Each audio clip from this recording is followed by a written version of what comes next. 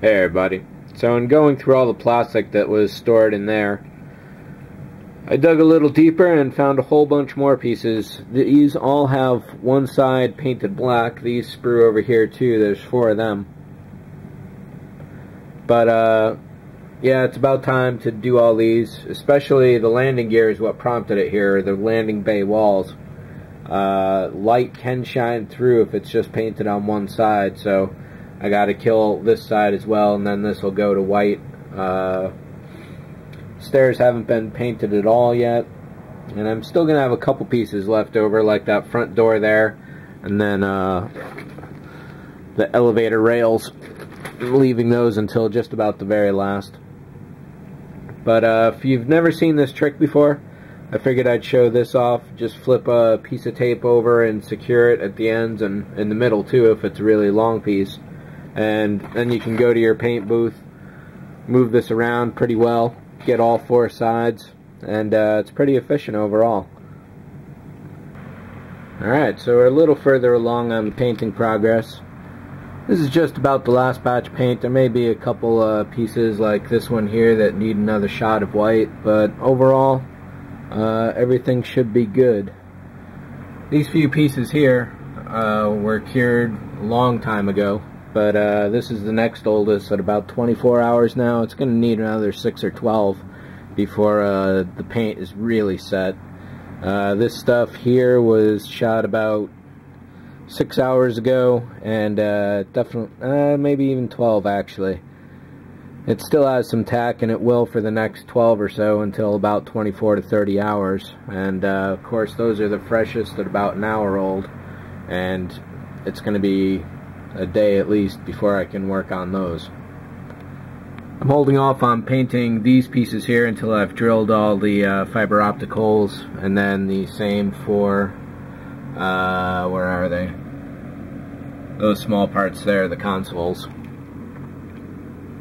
So these pieces are definitely looking good. If you ever have any trouble with lint or anything in the paint coat, toothbrush doesn't work too badly. You might have to do a little more cleaning after that, but it helps to scuff the surface up really well. So I'm really looking forward to seeing this entire piece put together, because it's definitely been a long time, and the dome, I'm stripping the black paint off the top piece of that dome there. So I'll be able to fiber that up pretty soon. And part of the idea behind this technique that I'm doing here is that you essentially burn shadows into the objects. It's probably a little too far away to really tell. But like here, these are not perfectly white of course, but nor are they black. They've got just a little bit of shadow and variation. Actually, this is a pretty good one as an example. Sometimes the shadow can get granulated, so if it doesn't work for you, you just got to throw a little more paint on until it does. My idea behind this is that large surfaces like this wall, if that's supposed to be 10 to 12 feet across, it's going to have a lot of variation in the tone anyway. So to actually paint it then, you know, it's definitely should have some variation in the surface, is basically what I'm getting at there, I guess.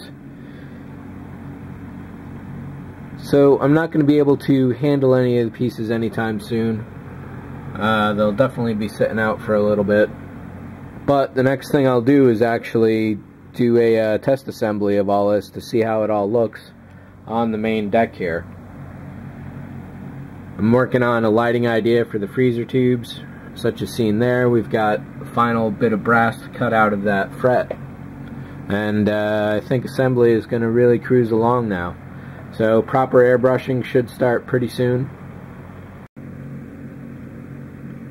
And here's a look at the first officially painted parts of the kit. Basic silver. I used where'd it go? Rust-Oleum's Metallics, just to go easy. I've got some regular silver that I could go through the airbrush, but I figured I could do this just as easily with spray paint. I had painted all these guys silver here too, but they had a slightly granular finish after they were done. They were originally clear parts. I didn't prime them at all, and let's see, here's this one here. just a couple spots on each one had slightly granular paint. So I'm hoping that going over it with the white primer, that should smooth everything out. Like this piece here, if I can get a good angle on it with the light. No, not quite. Yeah, there we go. So that one I'm going to have to resand over because there must have been some dust going around. But all these other parts look pretty good as are.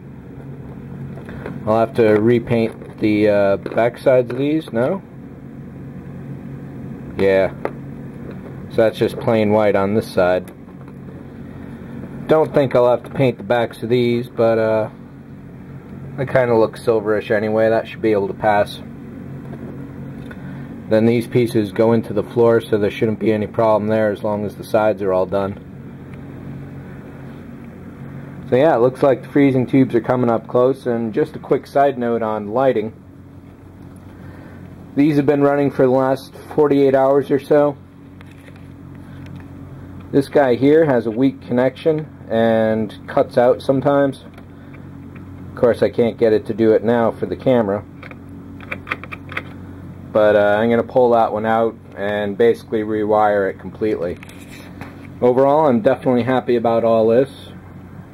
And another few hours tomorrow morning sometime I'll probably unplug it. I just want to make sure that these have run for a good long time. And here's a quick note on this little guy. I stripped out the backside of the top half, which was black paint, so there'll be a little bit of a glow going on. Then there's little nodules sticking off the top of the surface. I razor bladed all those off with an X-Acto. And then in the same places, I took the micro drill right there. I couldn't tell you what diameter that is, probably a 0.25, 0.5 millimeter. Just drilled one hole for every little knob that was there. Then the whole thing, I had to cut a hole especially through all of that to get that to pass the fiber through. And then one other note is that there are two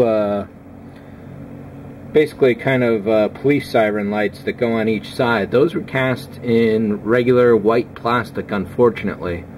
They should have been cast in clear. And I might be able to replace them with LEDs completely. We'll see about that. But otherwise they won't be able to be lit, and in the show they are lit. So I'll catch you on the next update.